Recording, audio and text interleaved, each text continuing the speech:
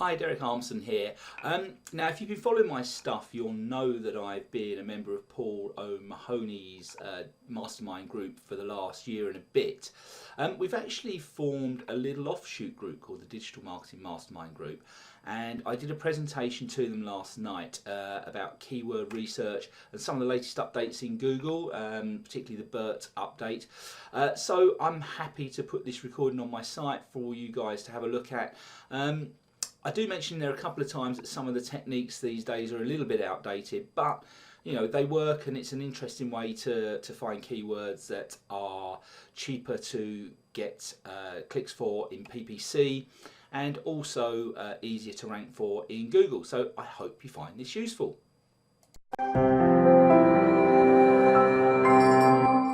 So you can see our little digital marketing group there.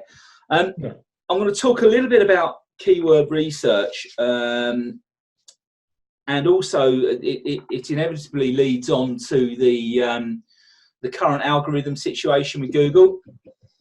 But I'll give you a bit of background as to why I got into keyword research in the first place. I actually did a product called Keyword Cache Loophole. Oh, hang on, I'm just going to have to move you guys a little bit. And this was in September 2015 I did this. And basically, it was how to find hidden goldmine keywords. Don't go to the website because it's not there anymore. But basically, the reason for it was that at the time, in 2015, there was a lot of super affiliates and big companies that were taking all the frontline keywords and making it either next to impossible to rank or to get a decent rate on a PPC keyword, or it was very expensive to do so. Also, at that time, Google was just starting to give a lot more credence to the authority sites, which is a problem we came up against time and time again in trying to break into some of the medical niches. And that's even more so these days with the Medic update that came out about 15 months ago, where nowadays you can't buy a medical keyword or on PPC, for example, or get ranked in Google unless you actually have a medical qualification. Now, I'm one of the people testing Chris O'Neill's Bing ads product, and I tried to buy some blood pressure keywords, and it wouldn't let me do it. It said unless you can prove you've got a medical certificate, you can't buy the keywords. And I'll show you the process I went through to find those keywords in a minute. So that was the reason, because we had to find another way to compete with the big sites in terms of both SEO and in terms of getting cheaper clicks on PPC. So that was the reason I got deeply into keyword research. Now, I don't know if you guys are au fait with what's been happening with Google over the last week or so, but they released a massive update on the 28th of October, and it's been dubbed Bert. And I'm going to have to read this because it's complicated. Bert stands for Bidirectional Encoder Representations from Transformers. What? Exactly. Sorry, Basically, the crux of the issue is that Google are now going to make it make search much more intuitive. So, if an example that Neil Patel did on his site was, if you ask how to parallel park, the original. In fact, let's get the post up on Neil Patel's site, because Neil Patel did a really good post about this. And there's his blog.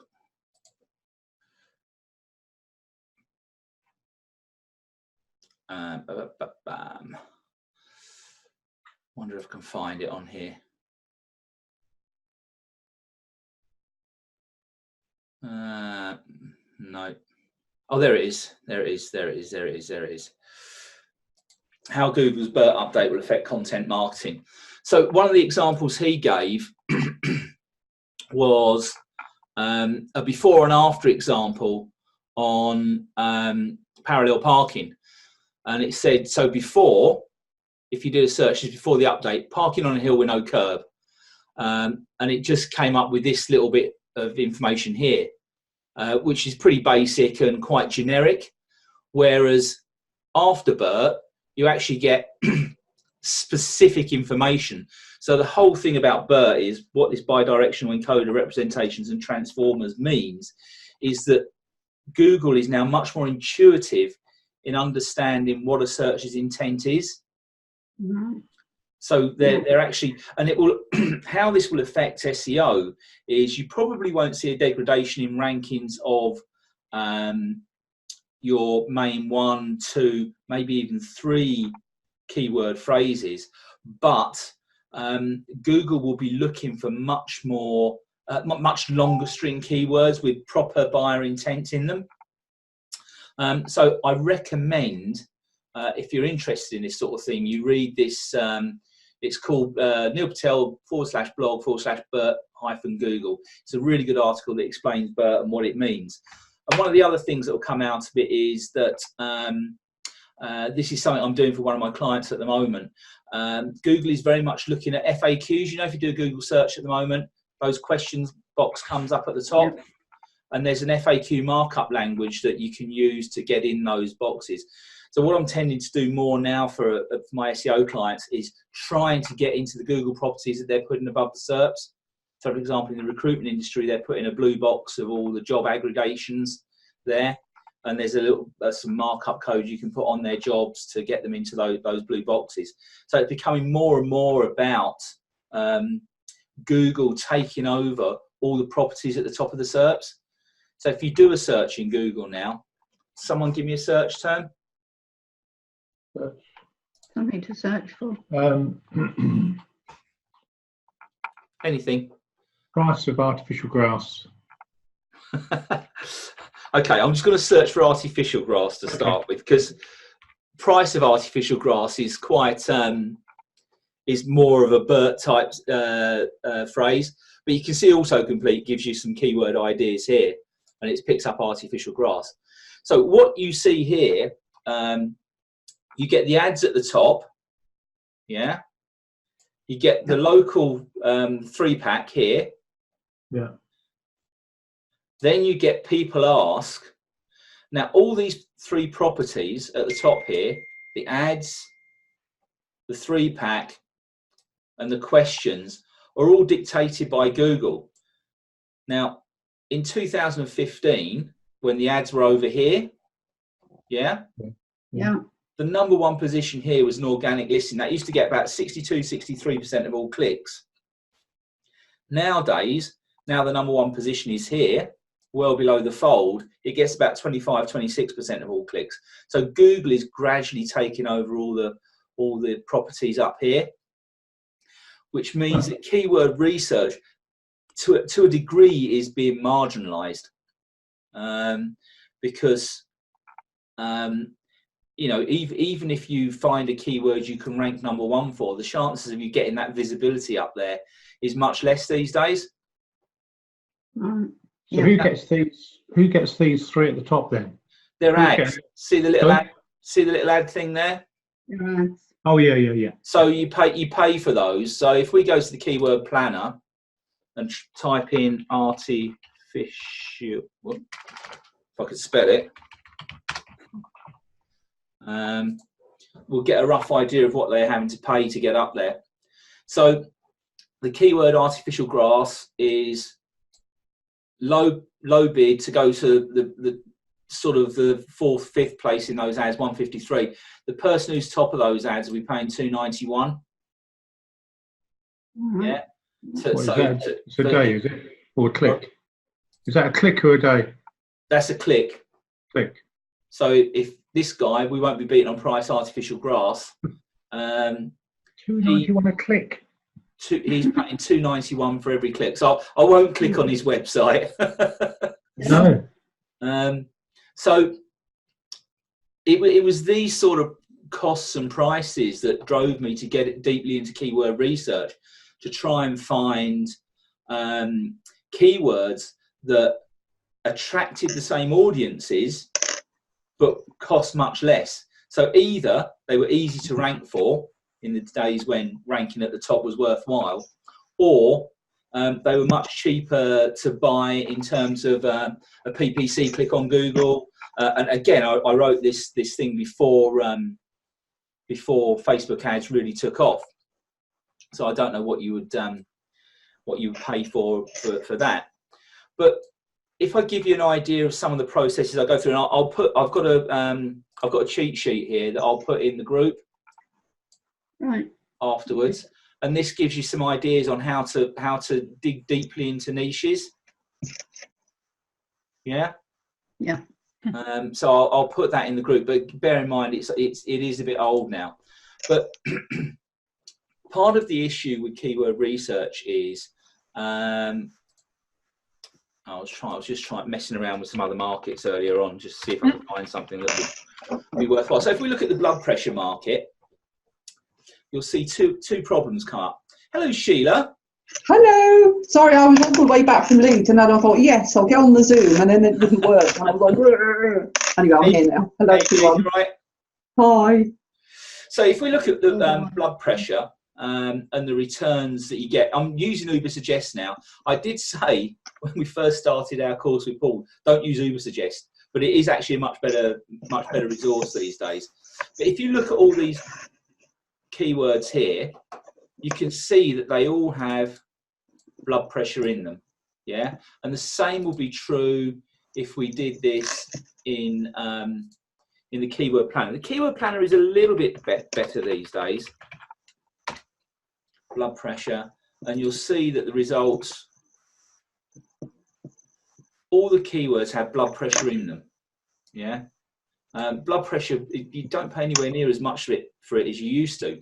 But the problem with this keyword is if you wanted to sell as an affiliate an ebook on blood pressure, you could probably do it on PPC now because the rates are not too bad looking at that. But if you wanted to do it on SEO, look at what comes up on the front of the page for Google.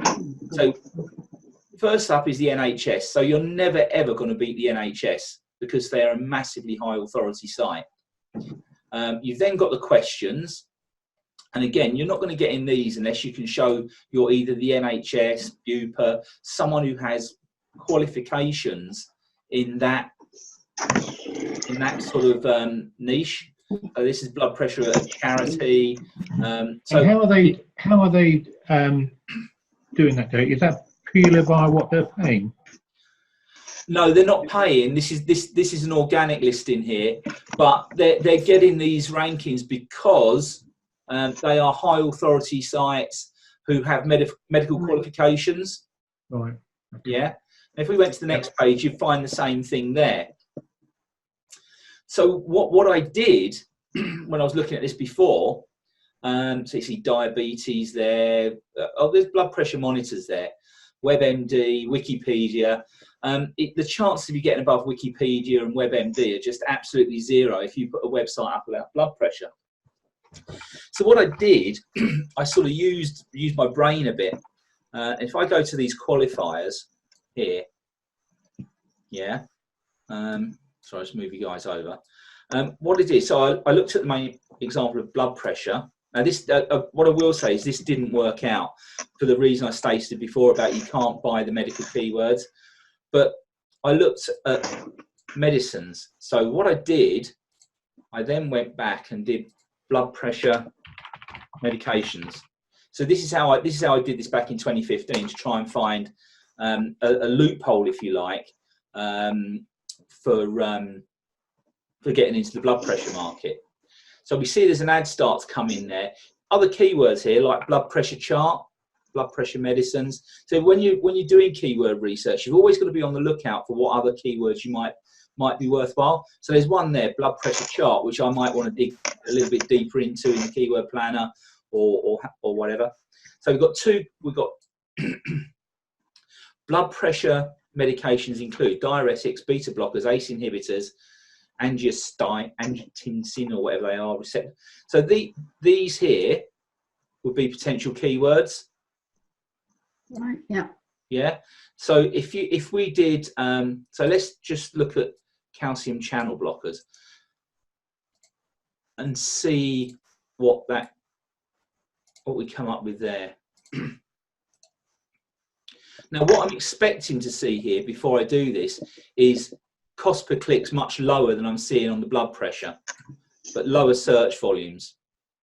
Yeah, much lower search volumes, but still some good search volumes. And look at that, the cost per click's negligible. Yeah, and what we're also starting to see here is some of the actual drugs coming in, verapamil, felidipine, and all these sorts of things. Now, the next search I did when I was doing this as a research project was, what did I do? I found a site that listed the main drugs. What I did was top 20 blood pressure medications. So all I'm doing is adding qualifiers to the searching I was doing. So here we get, look, blood pressure medications, a list.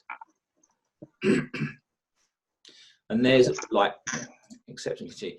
And here's loads and loads and loads and loads of names of blood pressure medicines. Now, when I was testing the Chris O'Neill product, I picked ramipril and losartan. Yeah. Yeah. And so if I was building there's losartan there, I might have clicked on that before. But basically, I've gone through and looked at all these. So all of these are potential keywords, yeah, for you to try and either buy. I mean, you can't now because I've explained why not. But either to buy them from PPC or try and get ranked for them. And what I also did was then went in. So I picked, say, ramipril. And also looked at side effects, and you can see all these other keywords that come up here, and these are all possible keywords that you can get ranked for or buy really cheaply. Now, I use blood pressure because it's a really easy market to dig into, and you can see how you can use some of the techniques to really dig into that market and find deep keywords. As I say, unless you've now got a medical qualification, you won't be able to buy keywords in Google. Or Bing ads, but it gives you an idea of how to dig into a niche. And also, if we look at some of the other things, so I did one on workout. Yeah, let me try and work this one again. It's a long time since I've done this, so I'm not suggesting it will necessarily work, but I'll give it a go. Now I'm going to actually go to the actual product that we did here and try and remember how I did this. That was diabetes. Again, diabetes, you come up against all sorts of authority sites that you're never going to outrank, and probably expensive keywords to buy. Let's just have a quick look, do a diabetes search.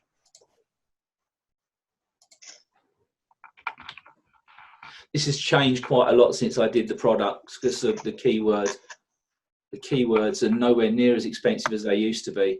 I mean, diabetes from $155 up to £2 for frontline keywords. So moderately expensive. But having said that, I'm messing around with one market in Bing at the moment where Google and Uber suggested telling me the clicks should be 38 cents and I'm paying £1 for them. So it doesn't necessarily follow. Right, let's try and remember how I did this one before. Bear me 2 seconds, guys. That was blood pressure. Here we go. So this is what I did. So everyone knows that the workouts market is like a really big niche. There's lots of money to be made in Get Fit, abs and all that sort of things. So what I did was I wanted to try and get into workouts. So what I did was, let's see if this works. I did best workouts. Again, it's a long time since I've done this, so whether this will still work or not, I don't know. Okay. So look, we've got things like here, best best workout plans transform your body. So let's have a look and see what's there.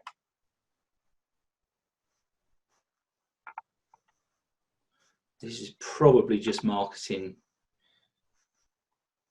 Yeah, okay, so that's just showing you. Come on.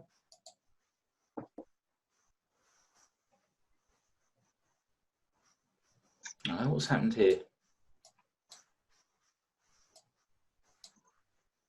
Might be a cross at the top for the yeah, book. Yeah. I can't see it. But that's basically just no, there's a video down here that was playing. Go away, video. I've clicked on the ad now. Oh dear, there we go. So yeah, this is just showing you some exercise. So there's nothing really there. Although if you look here, there's some potential keywords there that you can use to get into the market. So let's have a little look further down. 10 best workouts for weight loss. Let's open this in a new tab this time.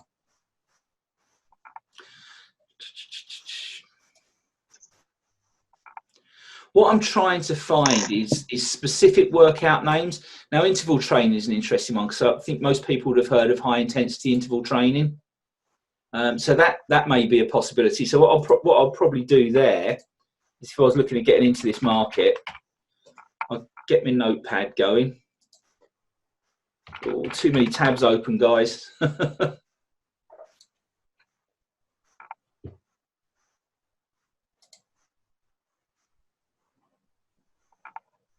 So, and I'll start making a note of these. Interval training, HIIT.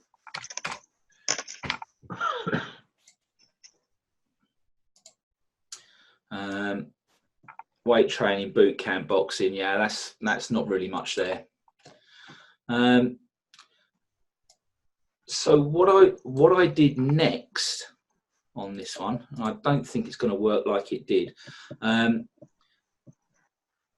So I basically digged a bit deeper into niche and went for a full body workout search. Now, when I did this before, this brought up something really interesting.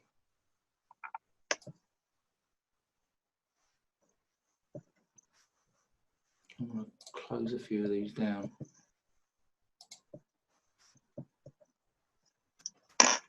Oh, I'm back. There you go. I think I might have X'd on it. Can you all see me again? Yeah, hi. Yeah. Hang on. You share your screen. Get the share. I was trying to close screens down. I think I accidentally closed you all down. Right. Hang on.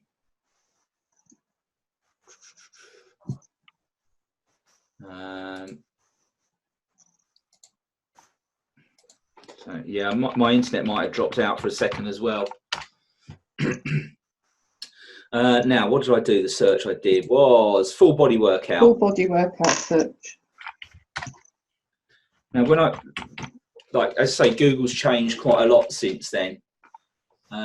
Yeah, because what happened previously when I did this search, and it's not here anymore. But what I saw when I did this was I noticed that word there, extreme, and then something in the back of my head, oh, I've heard of extreme workouts. So I did a search for extreme workouts, yeah, because I'd heard, you know, knew about these things that were extreme workouts, really hard workouts, you know, that got really dramatic results in double quick time. And I found lots of really interesting stuff: extreme ab workouts, bikini body workouts, high intensity workouts, and I also found the Beachbody company. Anyone heard of Beachbody? Rings a bell. They do the Insanity and P90X right, yeah. workouts. And so what I'd done was dig into the niche and ended up finding, I think it, what was the keyword we went for? I think it was best extreme workouts.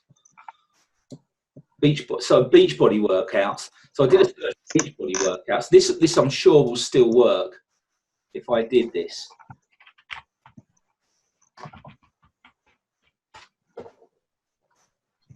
So here we are. Yeah, here's so you've got an ad at the top now.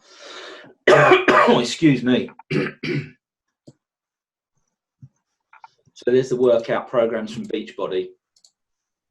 Hopefully this will show me all their workout programs. Come on. Yeah, there they all are.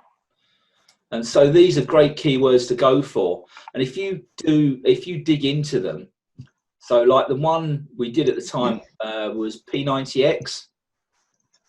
P90X, there it is, P90X. In fact, they brought out a variation of it, P90X3.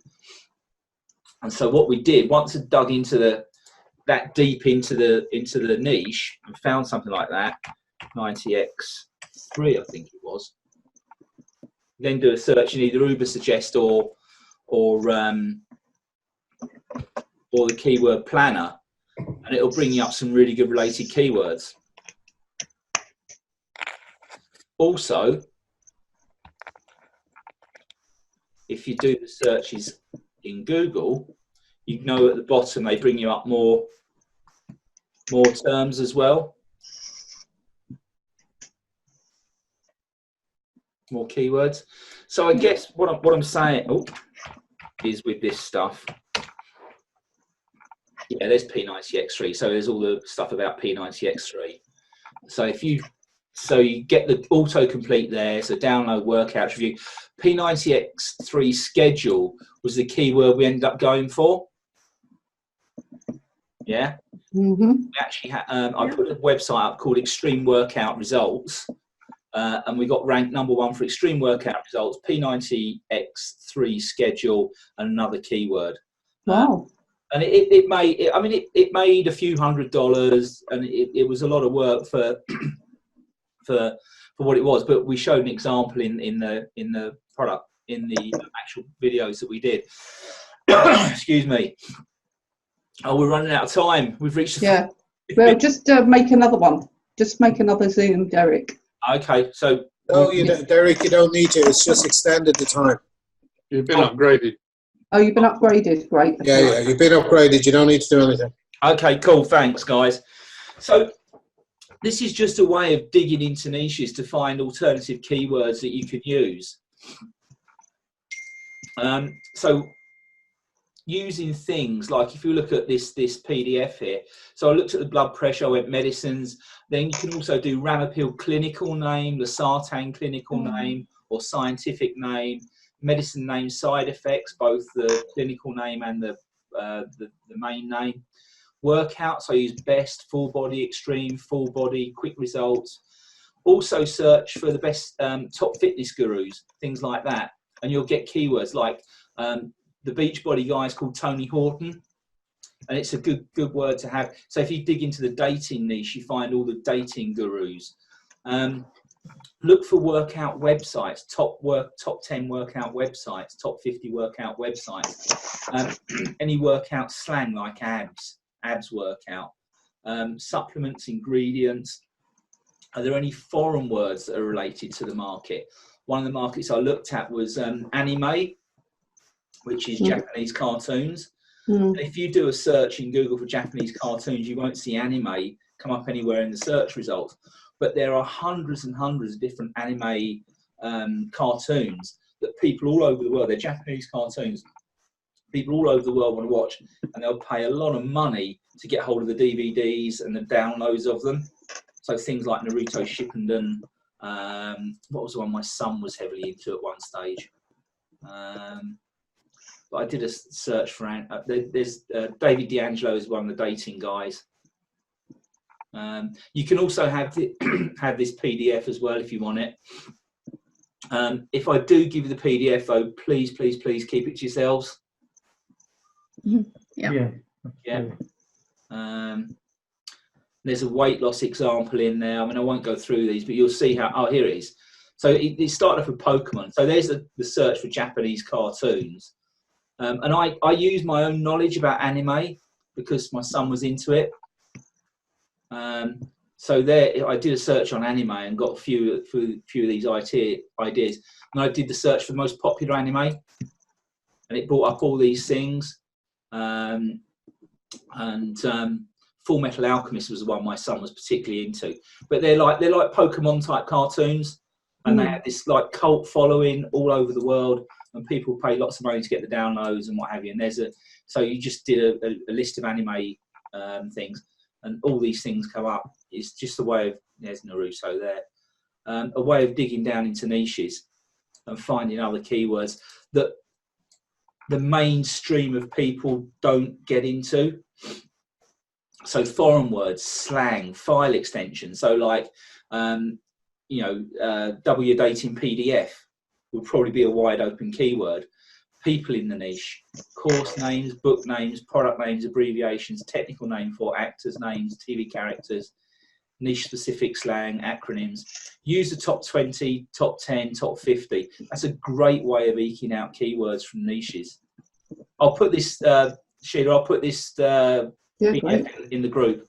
Lovely, well done. Use best, most popular, latest. Latest is a great one. Latest diet pill. In 2015, there was a new thing called Contrave, and if you looked at the search volume on the planet, it was like that, and then all of a sudden it went like that. Wow. As it turned out, it was a clinical drug, and you couldn't get it, and you couldn't market it. But it's a great way to find something. Newest, latest, really good qualifier to share things. And if once you're deep in a niche, look for keywords that buy, review, watch, X online, DVD, characters, episodes, episode guide, and any niche slang. If that was one of the things we coined a phrase, big hairy ass problems, solve big hairy ass problems.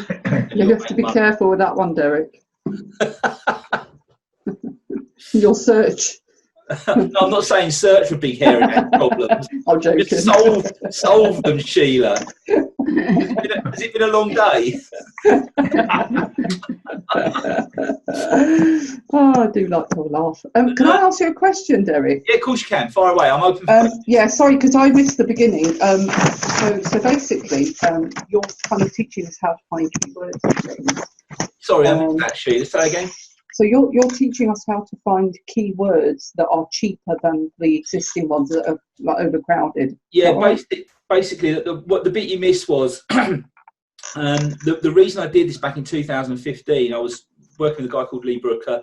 We were trying to do affiliate marketing, and we kept coming up against like all the super affiliates who were buying all the frontline keywords and were ranking all their sites at the top of Google. Better authority, more money, more power than us. We couldn't get into the frontline keywords because we couldn't afford it. Right. So we had to work out how to get in through like a back door, and that's where the keyword cache loophole idea came from. Right. It was about finding keywords that attract the same hungry markets, but are not as frontline and people aren't using. So these look amazing. They look fantastic, and it looks like you've put a lot of work into it. But my concern is because I know what I'm like. I'm a bit like, oh, rabbit. There's a squirrel, whatever. If you're a bit ADHD or you just like researching and reading, you could actually go for hours. Have you got like 3 tips you would give somebody to not go off on off with the fairies, kind of thing? Possibly not the best person to ask that question. Oh right, yeah, I can see your whiteboard behind you. But that's a bit like my. Hang on, let me.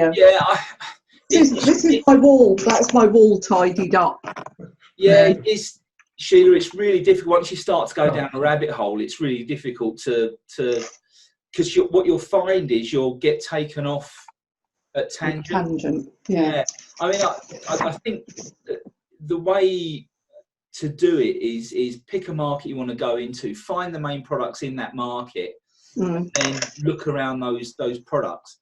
So for P90X 3, we decided we were going to promote that, and we looked for keywords we could compete on around P90X 3, having dug deep down into the niche. Then we went wider once you get to the bottom of the niche. So are you right? So am I right in thinking then that you you've got your P90X3, and then only people who would know about P90X3 would actually be searching, because they're kind of your valuable people, aren't they? Because they're switched on to what's available already. They're not what's available. General. Yeah. And, Okay. and if you're providing them with information about P90X3 with some links to buy in there, I mean, you know, again, you want to try and get a little bit of volume behind your keywords, because it's pointless getting ranked #1 for a keyword that doesn't have any traffic. So you spend a lot of time getting ranked for a keyword that doesn't have any traffic. And it's pointless doing pay-per-click for keywords that don't have any traffic either. Yeah. You know, it's you've got to hit the right line with it. Yeah. So when you said don't pay for words that don't have any traffic, are you looking at, where are you researching those? Is that where your Google search comes in, or I mean, Neil Patel? I mean, the thing about keyword research tools is that all of them, bar a couple here and there, tend to use Google for the basis of their what they produce. So you might as well use the keyword planner. But again, something I covered earlier on was, if you do a search in the keyword planner, I did the blood pressure search. All the keywords have blood pressure in them. You hardly see any hypertension keywords, for example, let alone digging down into what are the blood pressure medications, what are the blood pressure medication side effects, what are the blood pressure medications clinical names, and all that sort of thing. Again, that's not the best example to use, because unless you have the medical certificate now, you can't go into that market. But it's you're saying that so for instance, if now that you knew, for instance, after your research, and forget all the other medical stuff, that if you knew, say for instance, ramipril was really a kind of a hot word, if you like, you would actually go with that word and then build all of your pay-per-click around ramipril. Yeah, probably. Once I've dug down into niche. I mean, I know that because I've researched it, the clinical name for ramipril is Altase. You could look at Altase side effects, ramipril side effects, and then dig into particular side effects, depending on what sort of search volumes they had. I mean, I think, you know, if you're going to do something in Google, I mean, given that you only get 25% for the #1 position now, you really need a minimum of 1,000 monthly searches to make it worth your while. And you need to have products that give you good commissions to put an affiliate site up. Or a blog or something. Or a blog, But I mean, I think I'm more inclined to want to buy traffic these days, because I see SEO becoming more and more marginal. Google wants big content, it wants engaging content, it wants videos, it wants images, it wants written words, unique written words, engaging content. And that, you know, even if you provide the best content in the world, you're not getting good Google real estate with it these days. Would you be tempted to go down the YouTube route? I've just started looking at John Pemberthy's stuff. Yes, I would be very tempted to go the YouTube route. Someone once told me that if you want to find out about something, Google it. If you want to find out how to do it, YouTube it. Yeah, it's true, you know. That's really true. So I think YouTube is more instructional. So pardon me from this question. I hope it's not a silly question, but you know the keyword planner? Where is that and what is it? Oh, it's Google's. So if you've got a Google advertising account, an AdWords account, just log into your account and type in keyword planner and it'll come up. Okay, but you need the AdWords account first. You need an AdWords account, I think, to use it these days. Okay. But use Ubersuggest. Ubersuggest is just as good as the keyword planner. All right, and so you just Google that, just type Ubersuggest in, UBERSUGGEST. It's Neil Patel's site. Neil Patel's. Okay, great. That sounds good. That's fabulous. Wow. Because I was looking into the AdWords thing, and I was looking at, you know, all the stuff about is it good for you, and what's his name, Perry thingy anyway. Perry Marshall. Yeah, and he's got this test that you can kind of run your stuff through and say, you know, is it for you or not? What's the best kind of... Yeah, I mean, I've been playing around with Bing ads because, like, Paul asked me if I wanted to do the Chris O'Neill Bing ads course, and I said yes, I'd do it and test it. Yeah. And I've not had any sales from it yet, but it does seem like quite a good place to go. What, Bing? Yeah. It's quite big in America, isn't it? It is, and the reason apparently is, I mean, we're getting sidetracked here, but the reason apparently is that all older people who buy a PC naturally get all the Microsoft stuff on it, so they just use Bing. Oh, wow.